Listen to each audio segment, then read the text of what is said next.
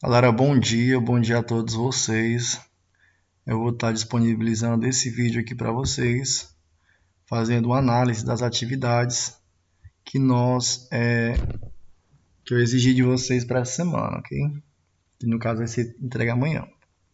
É uma atividade sobre o Hegel, sobre o idealismo hegeliano.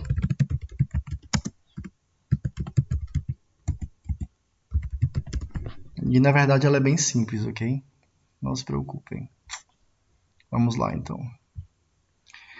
Bem, nessa questão 6, né, redige um texto sobre a importância da liberdade de pensamento. Essa liberdade de pensamento aqui, ela é uma das grandes defesas, né, de um filósofo bem conhecido de Voltaire, que eu já até expliquei, né, que é o filósofo iluminista Voltaire. E é óbvio que dentro de uma sociedade moderna, né, onde as leis tentam ser iguais para todos e respeitem o direito de todos, é super importante que você tenha espaço, liberdade para você emitir sua opinião, seja nas redes sociais, seja através de uma obra de arte, seja através da música, né? A censura, né, que é a prisão sobre um pensamento, que é um método muito utilizado em ditaduras, né? Ela é totalmente abominável quando você pensa em uma democracia. Então aqui eu trago algumas recomendações a vocês, né? No caso, é um assunto fácil falar sobre a liberdade de pensamento, é um texto seu. Aqui são só ideias que você pode trazer dentro do seu texto, né? Por exemplo, quando artista, né, um pensador ou um artista tem, de certa forma, liberdade para produzir a sua arte, né, e ele não ser coagido em virtude daquilo, isso se dá porque dentro de nossa sociedade nós temos leis que garantam a liberdade de pensamento. Se você for para a ditadura militar no Brasil durante os anos de 64 e 85, muitos artistas e pintores, por exemplo, vou dar um exemplo a vocês, o Chico Buarque, né? Muitas letras deles foram censuradas porque eles criticavam o governo e o sistema, né? E aí ele tinha que se utilizar de uma linguagem um tanto quanto metafórica, né? Para fazer as críticas ao que existia naquele momento, aquela época, aquela realidade, de uma forma que não ficasse tão às claras, porque senão o regime, de certa forma, ele condenava e censurava. Uma música que você pode utilizar e ler até e assistir é Cálice. Cálice do Chico Buarque, para você ver que ele faz uma crítica ao governo, faz uma crítica a esse sistema que oprimia a liberdade de expressão e acabava que torturando até aquele que não ia contra o que o governo queria. Segundo também aqui uma possibilidade, né, a liberdade permite à ciência progredir sem a interferência de instituições que cristalizam códigos vigentes, impedindo seus questionamentos. Por exemplo, quando a ciência ela trabalha em prol de descobertas novas que possam ferir a religião, né? Ferir dogmas religiosos, perceba, dentro de um Estado democrático de direito, eu não posso ser impedido de fazer uma pesquisa científica, né, que vai beneficiar a todos em virtude de um dogma religioso. Né? Eu não posso ser impedido disso. A ciência ela não pode ser impedida de progredir em virtude desses obstáculos, né, que ele coloca aqui que são códigos vigentes, né, são cristalizados em códigos vigentes. Um exemplo é a religião, entendeu? Ele vai dar um exemplo aqui, ó, que a teoria heliocêntrica, né, lá no século XV, não se desenvolveu em algum momento, né, justamente porque a religião impediu. Lembre-se que o Galilei, que foi um dos físicos que foram responsáveis pelas descobertas junto com o Nicolau Copérnico, ele teve que negar diante da Igreja Católica que aquele estudo científico teria, de certa forma, fundamento, né, de que o Sol seria o centro do universo. Ele negou isso para se proteger, para sobreviver. Então, em um certo momento, você percebe que haviam obstáculos ao desenvolvimento da liberdade de expressão mas que hoje a gente tem, de certa forma, essa garantia através mesmo da lei, né? Bem, questão 7. No artigo 5º da Constituição Brasileira de 1988 está escrita a nossa Constituição, né? 88, já está um pouco velha. Todos são iguais, né? Perante a lei, sem distinção de qualquer natureza. Ou seja, eu não posso fazer distinção entre as pessoas com base na cor, okay? Porque isso é racismo. Eu não posso fazer distinção com base na etnia, grupo que ela pertence, partido político, garantir um cargo a alguém ou a outra pessoa em virtude de partido, né? Eu não posso fazer distinção com base no sexo e definir o sexo masculino como mais importante ou soberano diante do sexo feminino. Então, não há nenhuma natureza que justifique a distinção de tratamento dentro de uma sociedade democrática. E vocês têm que entender que essa Constituição, a de 1930, é considerada e ela é chamada de Constituição Cidadã. Ela é denominada, apelidada Constituição Cidadã porque ela dá direito de igualdade, de cidadania, de forma ampla a todos, né? Então, dessa forma, você não pode criar categorias para distinguir as pessoas. Ok? Essas categorias são proibidas. Você não pode utilizar isso para diferenciar os indivíduos. Então, é básico, você vai ter que criar um argumento para defender isso. Okay? Aqui são algumas recomendações que o livro traz em que você poderia ter utilizado, entendeu? No caso aqui, ele está dizendo que essa atividade ela vai ajudar você a desenvolver a competência lógico-argumentativa, né? Ou seja, construir um argumento lógico para defender, né? Defender a liberdade, a igualdade de tratamento.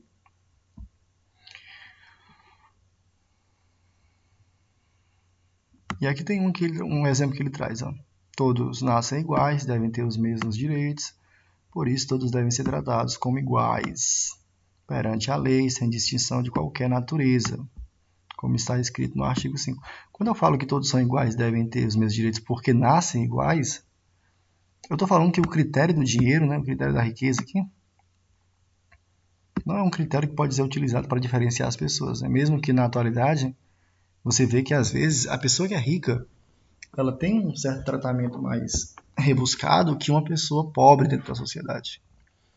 Então você vê que o dinheiro, apesar dele não ser, por lei, algo que diferencia as pessoas, no plano real, no que acontece, né, ele acaba sendo, ok? Um fator de diferenciação.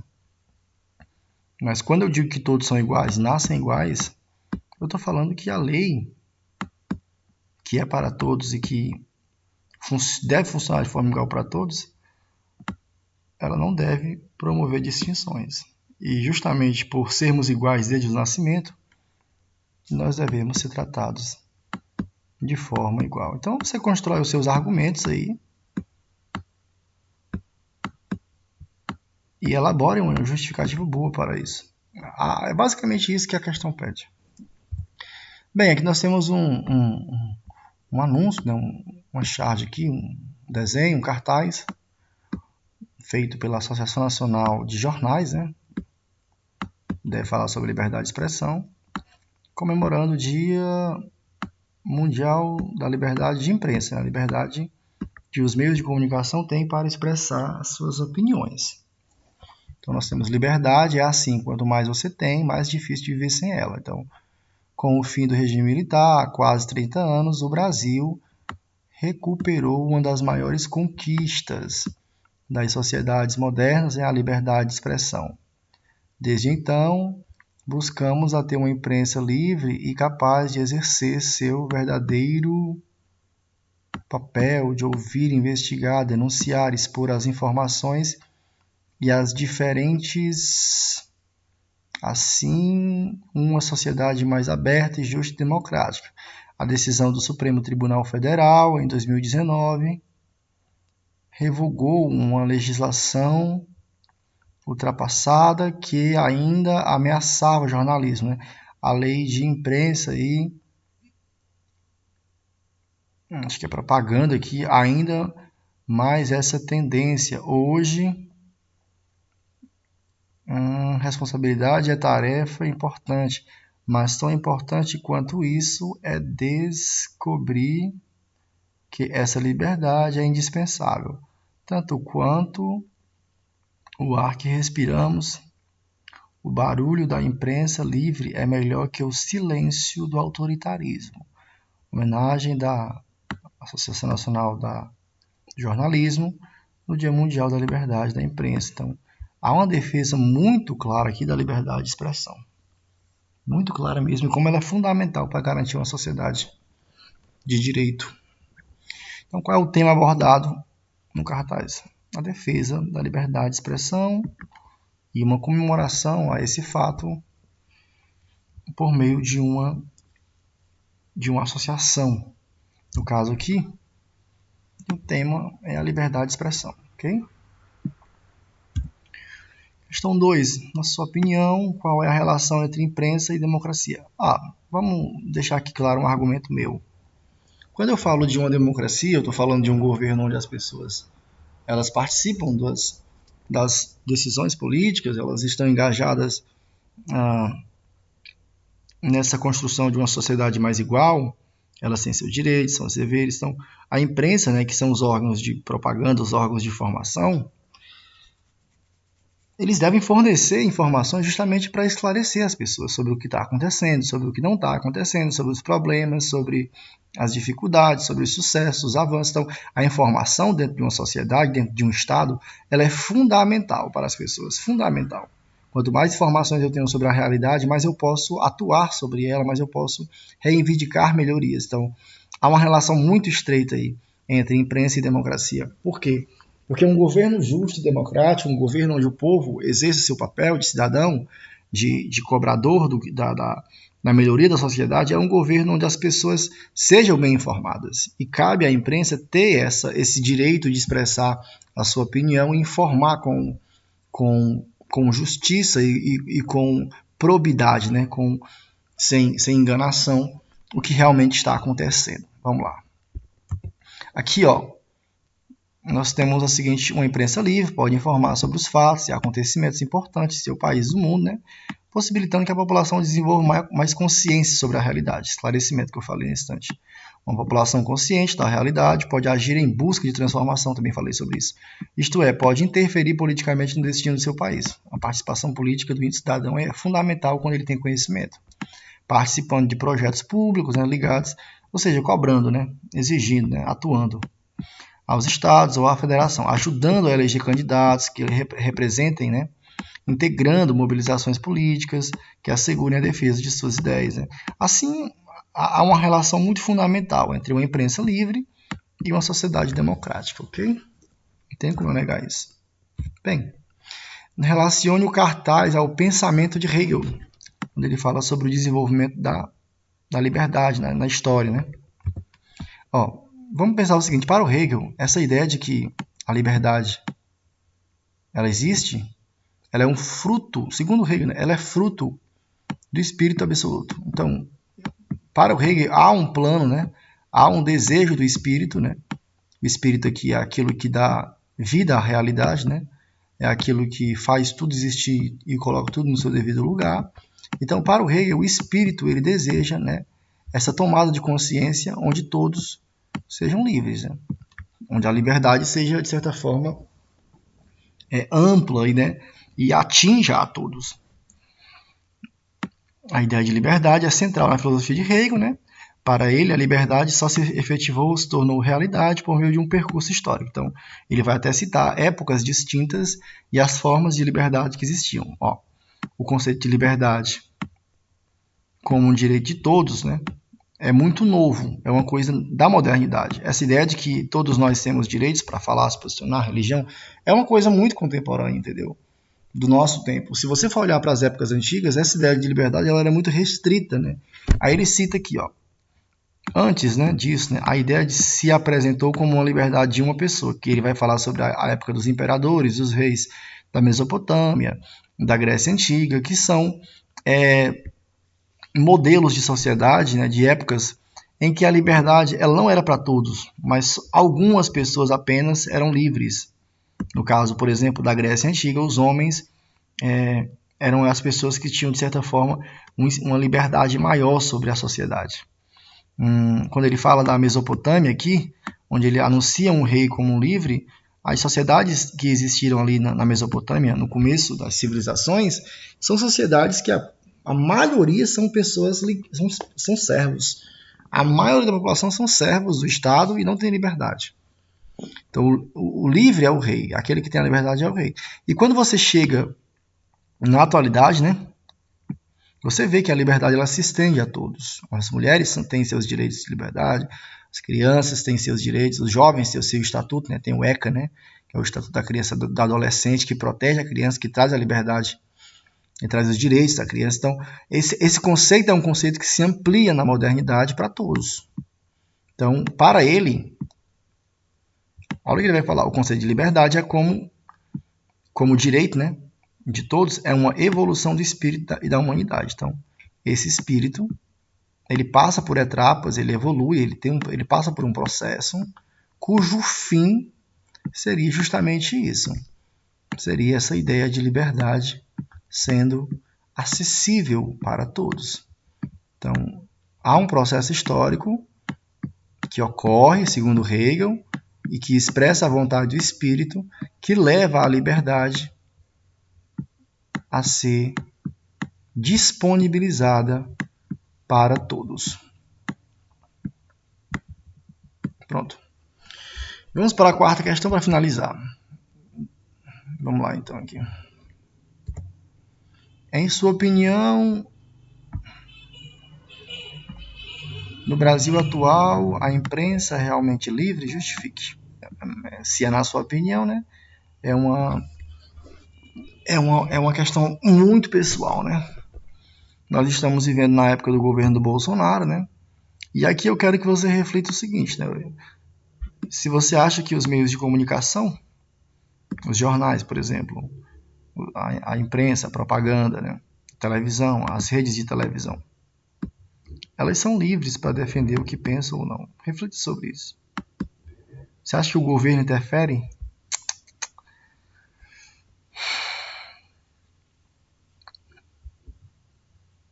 Você acha que existe alguma coisa que determina, que influencia, né?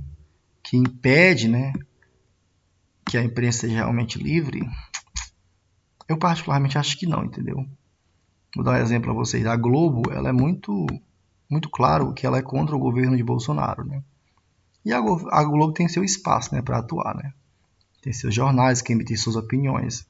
O SBT, que, por exemplo, é uma emissora que já defende o governo que está no poder, ele já tem uma visão diferente, né? Ele expõe uma visão diferente sobre o mundo. Por exemplo, as redes sociais hoje no Facebook, né?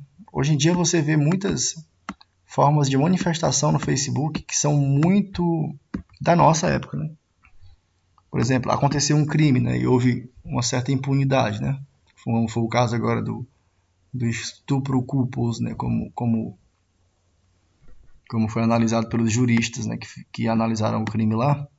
E aí o povo se revoltou e expressou a sua opinião nas redes sociais. Então, eu acho assim que o nosso país é um país em que nós não temos, de certa forma, uma censura grande sobre o que nós pensamos. Diferente de outros países como a Arábia Saudita, por exemplo, o Cazaquistão, o Turcomenistão, que são países ali do Oriente Médio, que você não pode se posicionar politicamente contra o governo, porque senão você vai ser vítima do governo, entendeu? Você vai sofrer punições do governo se você se posicionar contra os líderes.